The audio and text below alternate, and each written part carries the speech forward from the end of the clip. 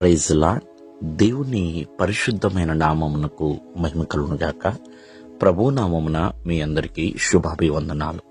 ఈ ఉదయకాలము దేవుని వాక్యాన్ని విందాం. లూకాసు వార్త 2వ అధ్యాయము 14వ వచనము. సర్వోన్నతమైన స్థలములలో దేవునికి మహిమయు, ఆయనకిష్టులైన మనుష్యులకు భూమి మీద సమాధానమును కలుగునుగాక.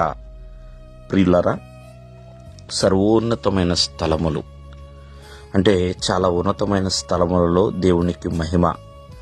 అంతేకాదు సర్వము అంటే ప్రేమైన వల్లరా ఈ భూమి అన్నంతటా కూడా దేవునికి మహిమ కలగాలి.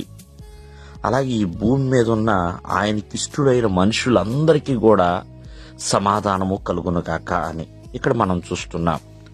యేసుక్రీస్తు వారు ఈ భూమి మీదకు వచ్చినప్పుడు మరి ఆ దేవుని దూత ద్వారా చెప్పబడిన అంటే పరలోక సైన్య సమూహము ప్రియమైన వల్లరా అందరూ కూడా ఇట్లా ఈ రీతిగా ప్రభువుకి స్తోత్ర గానములు చేస్తున్నారండి.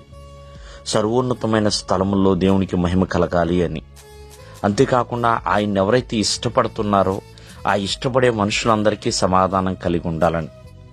కావున సర్వం వ్యాప్తి అయి ఆయన ఉన్నాడు, సర్వ జ్ఞాని అయి ఉన్నాడు. అంతేకాకుండా సర్వము నెరిగిన సర్వేశ్వరుడుగా ఆయన ఉన్నాడు ప్రియమైన వర్లారా. కావున ప్రతి ఒక్కరూ కూడా ఆయనకి మహిమ చేకూర్చే విధముగా నడుచుకోవాలి.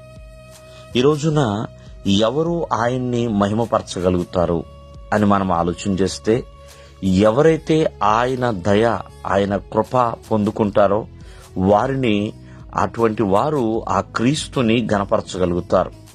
చూడండి, ఆనాడు ఆ దేవాది దేవుని మహిమపరిచిన వారు ఆ గొర్రెల కాపరులు మహిమపరిచారు. అంతేకాదు మరియా యోసేపులు మహిమపరిచి ఉన్నారు. ప్రేమైన వల్లరా దూరదేశం నుంచి వచ్చిన జ్ఞానులు మహిమపరిచి ఉన్నారు. అంతేకాదు ప్రేమైన వల్లరా పశువుల శాలలో ఆయన జన్మించాడు అని తెలిసిన ప్రతి ఒక్కరూ కూడా ఆ క్రీస్తుని మహిమపరుస్తూనే ఉన్నారు, ఆ ప్రభువుని మహిమపరుస్తూనే ఉన్నారు ప్రియమైన వర్లరా.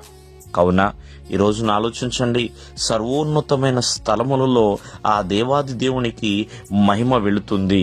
అలాగే నీ నుండి కూడా నీ కుటుంబము నుండి ఆ దేవునికి మహిమ వెళుతుందా అనేది మనం ఆలోచన చేయాలండి.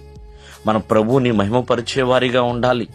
క్రీస్తు పుట్టుక మరి ఎంతో మందికి సంతోషము, సమాధానము, శాంతిని కలిగిస్తే ప్రియమైన వల్లరా మరి ఆ సమాధానము పొందుకున్నవారు, ఆ సంతోషం పొందుకున్నవారు ప్రభువుని మహిమపరుస్తున్నారా?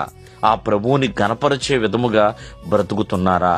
దేవుడు మిమ్మును దీవించునుగాక. ఆమేన్.